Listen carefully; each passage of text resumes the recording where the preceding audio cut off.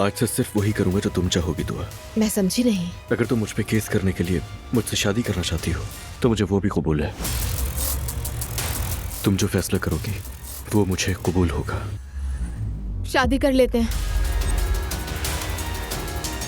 Elif, तुम्हारा dress बहुत खूबसूरत है, उसे पहनकर शहजादी लग रही थी। मैं आप सबको एक बात बताना चाहती हूँ। मैंने नई जॉब स्टार्ट की है रमीज के चैनल पर। थोड़ा समझाएं आपा। मुबारक हो आपा। आज खाला और मैं उनके लिए वेडिंग ड्रेस सेलेक्ट करने गए थे।